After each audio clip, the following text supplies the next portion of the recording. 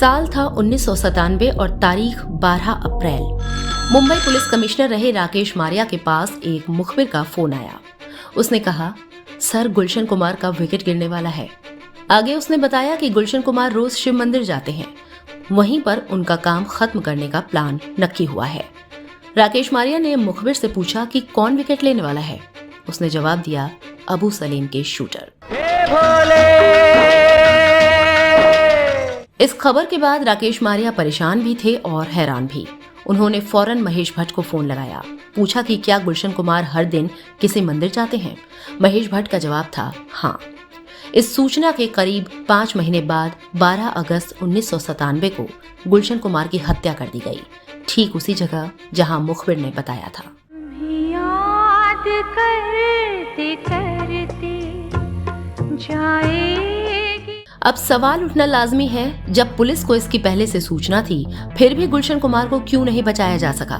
क्या सिर्फ अबू सलीम को 10 करोड़ रुपए एक्सटॉर्शन नहीं देने की वजह से ही गुलशन कुमार का मर्डर हुआ, या फिर सनातन धर्म और संस्कृति को संगीत और सिनेमा से जोड़ने की कीमत गुलशन कुमार को अपनी जान गंवाकर चुकानी पड़ी? क्या दाऊद के इशारे पर अबू सलीम ने सिर्फ अपना खौफ कायम करने के लिए गुलशन कुमार की हत्या कराई, या फिर इसमें संगीत और सिनेमा से जुड़े कई और कद्दावर लोग भी शामिल थे? इन सारे सवालों का जवाब आपको पुलिस जांच में सामने आए चौंकाने वाले तथ्यों, कोर्ट में दिए गए बयानों और सबूतों के आधार पर इस वीडियो में मिलेगा। इस हाई प्रोफाइल मर्डर केस की जांच बहुत लंबे वक्त तक चली। पुलिस ने बड़ी बारीकी और सफाई से इस मामले की जांच की। जो बातें उभर कर सामने आई, उससे इतना तो साफ हो गया कि सिर्फ अंडरवर्ल्ड ही नहीं, बंबई में बैठे कई बड़े बड़े दिग्गज गुलशन कुमार की हत्या की साजिश में शामिल थे। गुलशन की हत्या को लेकर पुलिस जांच के बहुत सारे तथ्यों को सार्वजनिक नहीं किया गया। इस मर्डर को सिर्फ व्यावसायिक कारणों से अंजाम नहीं दिया गया, बल्कि इसकी वजह गुलशन कुमार द्वारा किए गए सांस्कृतिक नवजागरण की शुरुआत भी थी। आप सोच रहे होंगे कैसे? ये बात आगे चलकर इस वीडियो में शीशे की तरह साफ हो जाएगी। हो रही जय जयकार मंदिर विच आरती। नमस्कार, सादर प्रणाम और आभार। मैं हूँ आरजे कंगना और आप देख रहे हैं बिहाइंड द कैमरा। और बात हो रही है कैसेट किंग और संगीत के दुनिया के दिग्गज रहे स्वर्गीय गुलशन कुमार की। हरहु कलेस बिकार। शुरुआत में हमने जो सवाल उठाए उसे समझने और उसका जवाब जानने के लिए आपको गुलशन कुमार के शुरुआती दिनों, संघर्ष और एक वक्त देश के सबसे बड़े टैक्स पेयर बनने की कहानी जानना जरूरी है। जन्म 5 मई 1951, नाम गुलशन कुमार दुआ। जी हाँ, यही था उनका पूरा नाम। आजादी के बाद हुए बंटवारे के बाद गुलशन कुमार का परिवार शरणार्थी बनकर दिल्ली आया। इनके पिता ने दिल्ली के दरियागंज में जूस की दुकान शुरू कर परिवार का भरण पोषण शुरू किया। गुलशन कुमार का बचपन बीता और शुरुआती पढ़ाई के बाद उन्होंने दिल्ली विश्वविद्यालय के देशबंधु कॉलेज से ग्रेजुएशन की डिग्री हासिल की। इसके बाद वो अपने पिता की जूस की दुकान पर हाथ बटाने लगे। गुलशन फलों के जूस निकालने के साथ ही जिंदगी का मकसद तलाशने लगे। थोड़े दिनों बाद उन्होंने दिल्ली में ही कैसेट्स की एक दुकान खोल ली, जहां वो सस्ते गानों के कैसेट्स बेचा करते थे। ये वो दौर था जब मार्केट में HMV, टिप्स और सारेगामा कैसेट्स का कब्जा था और एक कैसेट 20 से 30 रुपए में बिका करता था, जो उस वक्त के लिहाज से काफी महंगा था। यानी संगीत का शौक बड़े लोग ही पा सकते थे। गुलशन शुरू से ही पूजा पाठ और धार्मिक कार्यों में खूब दिलचस्पी लेते थे। भगवान शिव और माँ वैष्णो के वो अनन्य पुजारी थे। गंगाधर पधारो। कैसेट की दुकान चलाते चलाते गुलशन ने एक सपना देखा। सस्ते रेट पर कैसेट्स के जरिए माता के भजन, आरती, शिव महिमा, गायत्री मंत्र आदि को चाय पान की दुकानों से लेकर गुमटी और गांव-गांव तक पहुंचाना। फिर क्या था, इसे हकीकत में बदलने के लिए उन्होंने नोएडा में सुपर कैसेट इंडस्ट्री नाम से ऑडियो कैसेट्स ऑपरेशन खोला। हनुमान गुसाई कृपा करो। प्रतिभाशाली गायकों से धार्मिक गीत गवाकर उसे 7 से 8 रुपए में मार्केट में उतारा। इसका जबरदस्त असर देखा गया। चौक चौराहों से लेकर दुकानों, ट्रक, ऑटो, हर जगह भजन, आरती और माता की जयकारों की गूंज सुनाई देने लगी। ऐसा लगता मानो हर तरफ हिंदुत्व और सनातन संस्कृति की बयार बह रही हो। कभी प्यासे को पानी पिलाया नहीं। सुपर कैसेट नई ऊंचाइयों पर जा पहुंचा। गुलशन कुमार ने व्यापार को सिर्फ मुनाफे की सोच तक सीमित नहीं रखा, बल्कि कमाई का एक बड़ा हिस्सा वो धार्मिक और सामाजिक कार्यों में खर्च करते थे। जैसा कि सब जानते हैं, सनातन संस्कृति के प्रति उनकी आस्था अडिग थी। देश में अहिल्या बाई होलकर के बाद सबसे ज्यादा मंदिर स्थापित कराने वाले लोगों में एक नाम गुलशन कुमार का भी है। उन्होंने सिर्फ दिल्ली में ही करीब 25 मंदिरों की स्थापना कराई। एक खास बात कि जो भी मंदिर उन्होंने बनवाए, वहां संस्थापक के तौर पर कभी भी अपना नाम नहीं लिखवाया। वो मानते थे कि गुलशन कुमार इतना बड़ा कभी नहीं हो सकता कि शिव पार्वती, दुर्गा और वैष्णो माता के घर बनवा सके। वो कहते थे कि जो कुछ हो रहा है वो सब ईश्वर की मर्जी है। गंगा नहाने हरिद्वार काशी गया, गंगा। वो दिल खोल कर लोगों की मदद करते। किसी की बेटी का ब्याह कराया तो सैकड़ों बुजुर्गों के आंखों का ऑपरेशन समेत गरीब बच्चों की पढ़ाई के लिए आर्थिक मदद देने में वो कभी पीछे नहीं हटे। कहा जाता है कि मदद मांगने वाला गुलशन कुमार के पास से कभी खाली हाथ नहीं लौटता। इंसान तो इंसान, जीवों पर दया उनके स्वभाव का एक अभिन्न हिस्सा था। वो अपनी कार में हमेशा एक फावड़ा और तसला रखते थे। जहां भी एक्सीडेंट में मृत जानवरों का शव देखते, पहले उसका विधिवत अंतिम संस्कार करते, भले ही इसके लिए उन्हें मीटिंग कैंसिल करनी पड़े या फिर ऑफिस के लिए वो लेट हो जाएं। दयानिधि भूतेश्वर शिव है चतुर सुजान। इतना ही नहीं, जब भी वो पिंजरे में बंद पक्षी बेचते हुए किसी शख्स को देखते तो उसे खरीदकर खुले आसमान में छोड़कर आजाद कर देते। साथ ही विक्रेता को ये काम छोड़ने पर अपनी कैसेट कंपनी में नौकरी का ऑफर देते थे। इस बीच 1975 में घर वालों ने उनकी शादी सुदेश कुमारी से कर दी। दोनों से एक बेटा भूषण और 2 बेटियां तुलसी और खुशहाली का जन्म हुआ। इधर गुलशन कुमार की बेतहाशा तरक्की ने बड़े बड़े कैसेट्स कारोबारियों की जड़ें हिला दी। 80 के दशक की शुरुआत में गुलशन ने अपने कारोबार को बंबई शिफ्ट कर दिया। 11 जुलाई 1983 को सुपर कैसेट्स को टी सीरीज नाम से लॉन्च किया गया। टी सीरीज नाम देने की वजह भी गुलशन कुमार का शिव भक्त होना बताया जाता है, क्योंकि टी सीरीज में टी का मतलब भगवान शिव के त्रिशूल से है। बंबई शिफ्ट होने के बाद गुलशन कुमार ने 80 के दशक के आखिर में एक प्रयोग किया था, गानों के एल्बम निकालने का और गाने हिट हो जाने पर उन्हें एक कहानी में पिरोकर VHS फिल्म बना देने का। लाल दुपट्टा मलमल का जीना तेरी गली में ये प्रयोग सुपरहिट रहे। क्या बतलाए जान जा, हम तुमसे दूर रह के। फिल्म आशिकी भी ऐसे ही बनी। इसके सारे गाने रिकॉर्ड हो चुके थे, एल्बम बाजार में आ चुका था। निर्देशक महेश भट्ट ने ये गाने सुने तो उन्होंने इसको लेकर फिल्म बनाने का फैसला किया। इसी फिल्म से कुमार सानू, नदीम श्रवण की जोड़ी समेत कई एक्टर्स को भी पहचान मिली। सनम चाहिए आशिकी के लिए। इसके बाद का दशक टी सीरीज के नाम रहा। आशिकी फिल्म बनने के बाद 1990 में रिलीज हुई। सिनेमा घरों में आते ही सारे रिकॉर्ड एक तरफ और आशिकी के बनाए रिकॉर्ड एक तरफ। एक वक्त ऐसा भी आया कि इन कैसेट्स की बिक्री 2 करोड़ से ऊपर निकल गई। टी सीरीज का म्यूजिक देश का संगीत बन चुका था और गुलशन कुमार के नाम के साथ जुड़ गया कैसेट किंग का तमगा। फूलों से कलियों से चारों से तेरी मांग भर दूंगा मैं सांसों की। इस दौरान भी गुलशन कुमार के धार्मिक और सामाजिक कार्य जारी थे। वो अपनी कमाई का एक बहुत बड़ा हिस्सा वैष्णो देवी के नियमित भंडारे में लगाते थे, जो आज भी जारी है। ओए तेरे भवन दे दे अपनी शरण। आलम ये था, टी सीरीज से जुड़कर कुमार सानू नए किशोर कुमार बन चुके थे और अनुराधा पौडवाल लता मंगेशकर को कड़ी टक्कर दे रही थी। वहीं सोनू निगम 90 के दशक में नए रफी की तरह थे। बड़े बड़े सिंगर टी सीरीज से जुड़ने में अपनी शान समझते थे। वहीं इधर निजी जिंदगी में गुलशन कुमार का नाम अनुराधा पौडवाल से जोड़ा जाने लगा।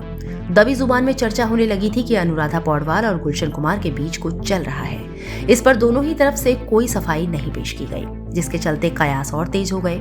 इन बातों को तब और बल मिला जब 90 के दशक के शुरुआती सालों में अनुराधा पौडवाल ने अपनी जिंदगी का सबसे बड़ा फैसला लेते हुए ये ऐलान कर दिया कि वो अब सिर्फ टी सीरीज और गुलशन कुमार के लिए ही गाने गाएंगी।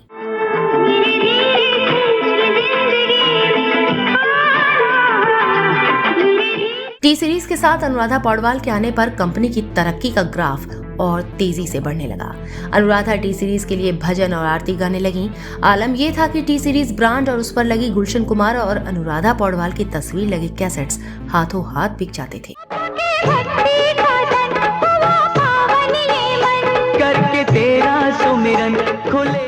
गुलशन कुमार 1992-93 में सबसे ज्यादा टैक्स देने वालों में शामिल हो गए। 90 का दशक माया नगरी मुंबई के लिए किसी काले साई से कम नहीं रहा। एक ओर जहां आर्थिक राजधानी में कारोबार बढ़ रहा था, वहीं अंडरवर्ल्ड की साख भी मजबूत हो रही थी। दाऊद इब्राहिम और उसके राइट हैंड माने जाने वाले अबू सलेम की तूती बोलती थी। 1993 में बम धमाके से मुंबई दहल गई थी। अब गुलशन कुमार अपनी पीक पर थे। टिप्स और सारेगामा को पछाड़ते हुए टी सीरीज 65% मार्केट पर कब्जा कर चुकी थी। हर बड़ी फिल्म के म्यूजिक राइट्स टी सीरीज के पास थे। इधर गुलशन ने हिंदुत्व और सनातन संस्कृति को संगीत और सिनेमा से इस कदर जोड़ा कि वो अंडरवर्ल्ड समेत कईयों की आंखों में खटकने लगे। कई बड़ी कैसेट कंपनियों के कारोबार को उन्होंने धूल चटा दी। मैं बालक तू माता शेरावालिए है टूटी। गुलशन इन कारोबारियों के भी निशाने पर थे। फिर एक वाकया ऐसा हुआ जिसके बाद गुलशन कुमार को रास्ते से हटाने की पटकथा लिखी जाने लगी। इसे समझने के लिए अब आपको एक किस्सा सुनाती हूँ।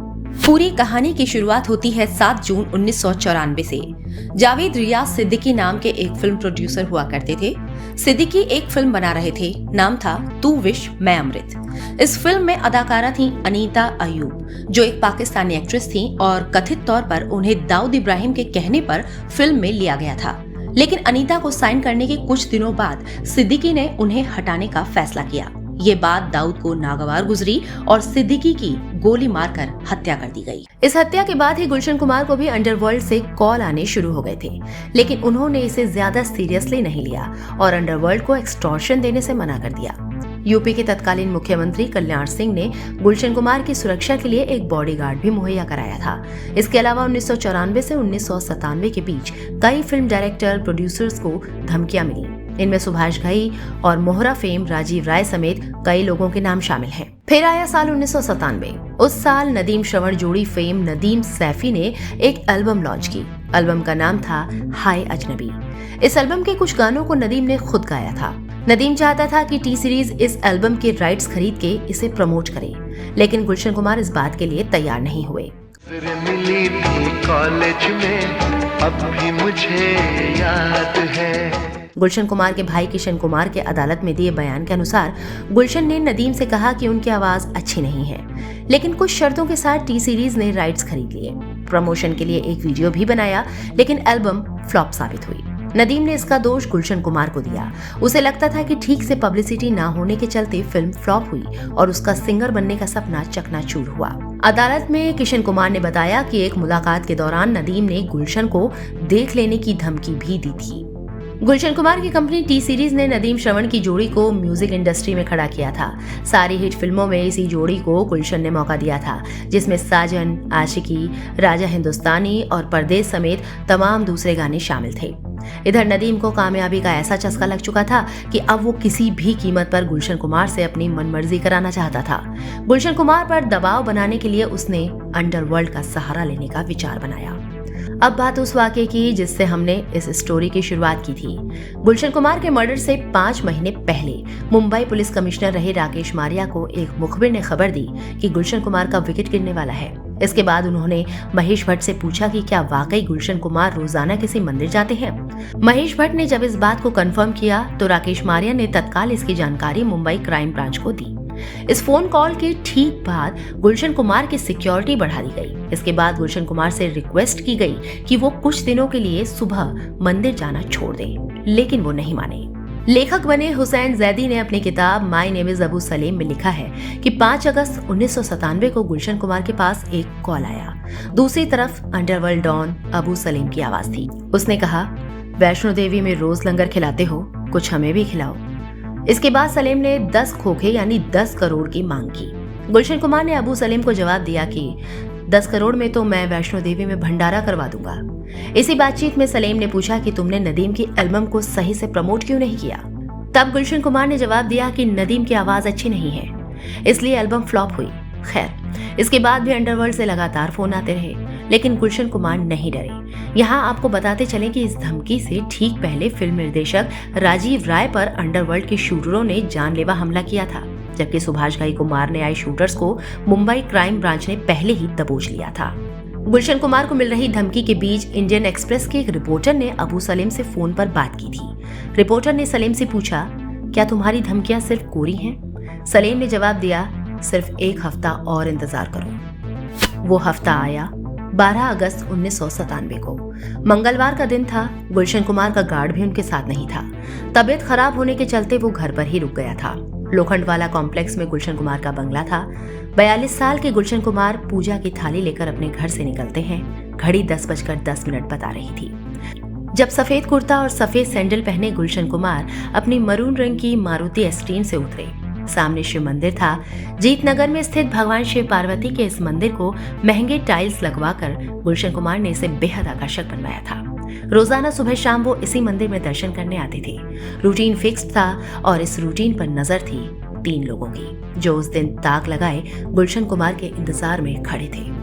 10:40 पर गुलशन कुमार मंदिर से पूजा करके अपनी गाड़ी की तरफ वापस आते हैं। कुछ कदम चलते ही कुमार को अपनी कनपटी पर एक रिवॉल्वर महसूस होता है। कुमार देखते हैं नीली जीन्स पहने लंबे बाल वाला एक आदमी खड़ा था। गुलशन कहते हैं, ये क्या कर रहे हो? दूसरी तरफ से जवाब आया, बहुत कर ली पूजा, अब ऊपर जाकर करना। एक गोली चलती है और कुमार के माथे को छू कर निकल जाती है। वो जमीन पर गिर जाते हैं। पूजा का सारा सामान भी बिखर जाता है। कुमार भागने की कोशिश करते हैं। वो पास में मौजूद एक घर में मदद की गुहार लगाते हैं, लेकिन उस घर में मौजूद औरत दरवाजा बंद कर लेती है। कुमार एक और दरवाजा खटखटाते हैं, वहां से भी कोई मदद नहीं मिलती। उनका ड्राइवर रूपलाल सूरज कलश उठाकर हमलावरों की ओर फेंकता है। रूपलाल के दोनों पैरों में गोली लगती है और वो भी वहीं गिर जाता है। इसके बाद हमलावर गुलशन कुमार के पास पहुंचते हैं। कुमार अब एक सार्वजनिक शौचालय के पास खड़े थे। 2 लोग कुमार पर गोली चलाते हैं। कुल 16 गोलियां उनकी पीठ और गर्दन पर लगती हैं। एक दीवार के नीचे गुलशन निढाल होकर गिर जाते हैं, वही दीवार जिसकी टाइल पर देवी का चित्र था। हमलावर फरार हो जाते हैं और रफ्तार भरता हिंदू संस्कृति का कारवां ठहर जाता है। तुम ले गए हो अपने संग, नींद भी हमारी। दिल्ली ले जाकर गुलशन कुमार का अंतिम संस्कार कराया जाता है और पुलिस अपनी तहकीकात शुरू कर देती है। पुलिस की इन्वेस्टिगेशन में जो कहानी सामने आई वो इस प्रकार थी। दुबई में अनीस इब्राहिम के दफ्तर में एक मीटिंग हुई। अनीस इब्राहिम यानी दाऊद का छोटा भाई। इस मीटिंग में अनीस, अबू सलेम और एक और गैंगस्टर था। मीटिंग में तय हुआ कि गुलशन कुमार को मारकर एक नजीर पेश की जाएगी। इसके बाद 3 लोगों को हायर किया गया। इनमें से एक था असद राउफ उर्फ दाऊद मर्चेंट, जो अबू सलेम का खास था। मर्चेंट और उसके भाई अब्दुल राशिद को पुलिस गिरफ्तार कर लेती है। इसके अलावा चार्जशीट में 19 लोगों को गुनहगार बनाया जाता है। इसमें अबू सलेम, नदीम सैफी के साथ साथ एक और नाम था जो चौंकाने वाला था, टिप्स कंपनी के मालिक रमेश तौरानी। पुलिस ने दावा किया कि नदीम के साथ साथ रमेश तौरानी ने गुलशन कुमार की 25 लाख की सुपारी दी थी। 2002 में इस केस में पहला फैसला आया। पुलिस ने दाऊद मर्चेंट को उम्र कैद की सजा सुनाई, बाकी लोगों को रिहा कर दिया गया।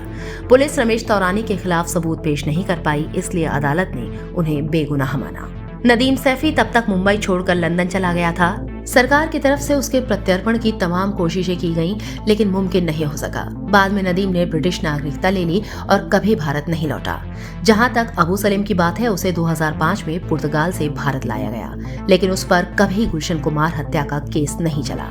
इसका कारण था पुर्तगाल और भारत के बीच हुई समझौते की शर्तें। इस समझौते के अनुसार अबू सलेम पर सिर्फ वही केस चल सकते थे जिन पर सहमति बनी हो, और इस लिस्ट में गुलशन कुमार हत्या का केस नहीं था। इसलिए 2005 के बाद केस की सुनवाई के दौरान अबू सलेम को एब्सेंट माना गया, जबकि वो कुछ दूर आर्थर रोड जेल में ही बंद था। इस केस में आखिरी फैसला साल 2021 में आया था। तब अदालत ने अब्दुल राउफ उर्फ दाऊद मर्चेंट और उसके बाद अब्दुल राशिद को उम्र कैद की सजा सुनाई। फैसला सुनाते हुए अदालत ने कहा कि नदीम सैफी और अबू सलेम के कहने पर हत्या को अंजाम दिया गया था, लेकिन तकनीकी कारणों के चलते अबू सलेम पर केस चल नहीं पाया और नदीम सैफी आज तक भारत नहीं लौटा। इसलिए इस केस में इंसाफ कितना हुआ ये तो नहीं कहा जा सकता, लेकिन इतना जरूर है कि गुलशन कुमार की विरासत आज भी जिंदा है। अपने धर्म, संस्कृति और समाज के लिए चलाए गए उनके कई अभियान आज भी जारी हैं। गुलशन कुमार को श्रद्धांजलि देते हुए आपसे विदा लेती हूँ। नमस्कार।